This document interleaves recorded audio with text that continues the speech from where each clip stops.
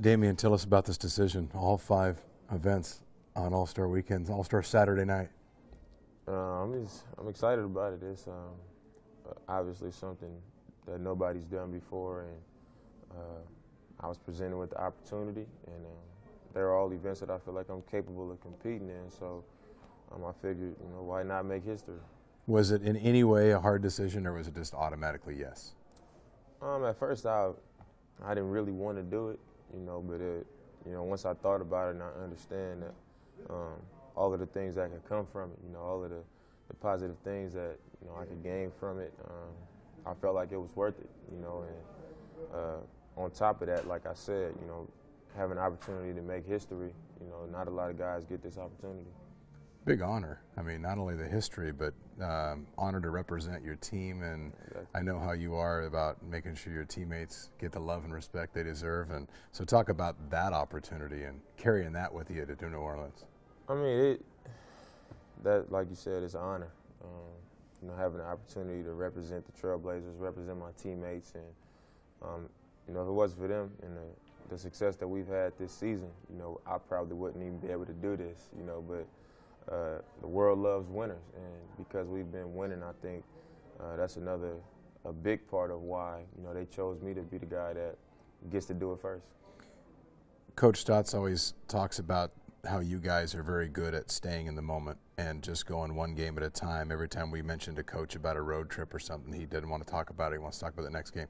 But do you take the opportunity often to rewind and go back to the off season or the end of last year and think about what has happened since then and the All-Star stuff being a part of that? What a great ride this has been, and granted, it's not even close to over yet, but do you look back a little bit over your shoulder? I mean, it's hard during the season to even, look back at last week. So, I mean, last season, that's even harder. But, people would say it to me last season, you're a rookie and you're doing this and that, and, all these things that had already happened. And I didn't realize what I was doing until the summer came and I had a chance to look back at the season and realize how it all went down and how it played out. And same thing for right now. I don't think I'll be able to look back, and realize some of the things that I've been able to accomplish and what's going on into the off season.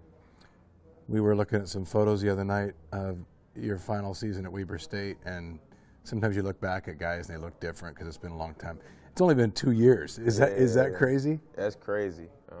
It's when I talk to my coaches at Weber State and I talk to some of the guys on the team, it's like I feel so much older than them, and I feel like sometimes I feel like I got so much that I could teach them, just about being a college player, being a basketball player, period. And some of them, were my teammates, and it was times on the court where they were telling me things, and now it seems like it was so long ago. It's kind of cool because you have 3 areas that own you in some ways or claim you.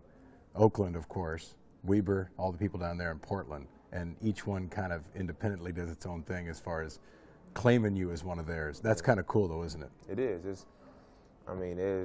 I love all 3 places, and Oakland is obviously the place that made me who I am, and where I had that growth and that foundation is there. And in college, it was a lot of support. My coaches, the people around the city, they were telling me I was going to be an NBA player before I really believed I was an NBA player, and I think that's why I'm so tied in there. And, I'm so close with a lot of people there.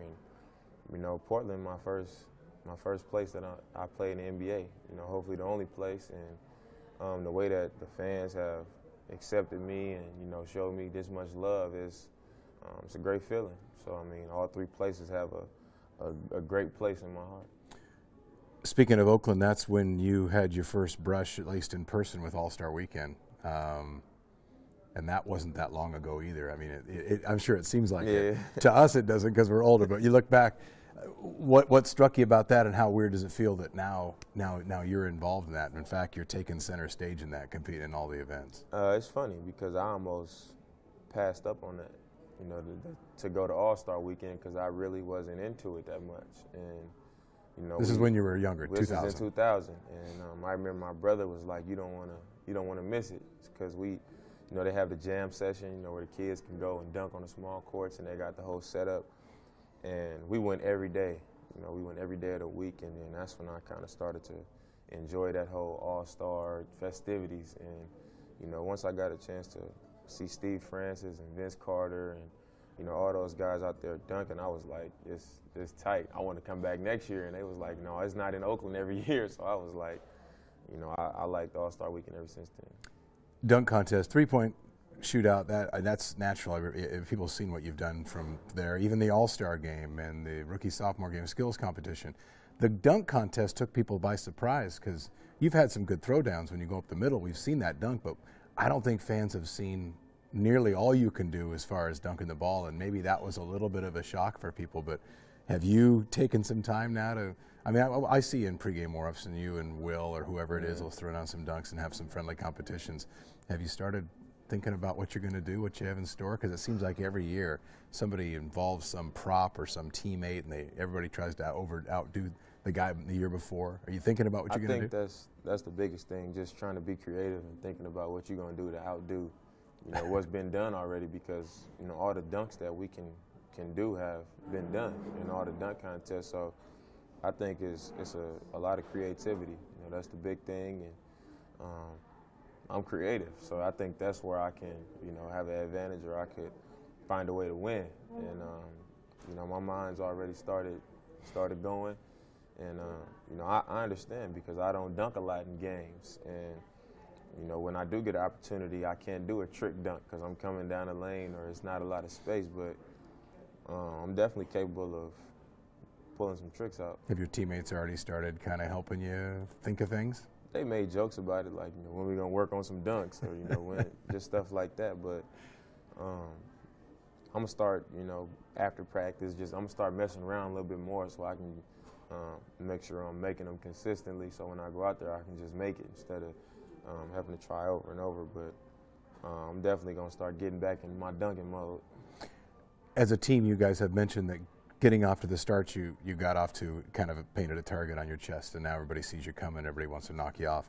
Individually, are you noticing any of that now, and will you through this? Because not only are you known now nationally, this kind of thing really takes you to the next level. Everybody's out to get the Blazers now because are they going to be out to get you as well? And that's a compliment, by the way.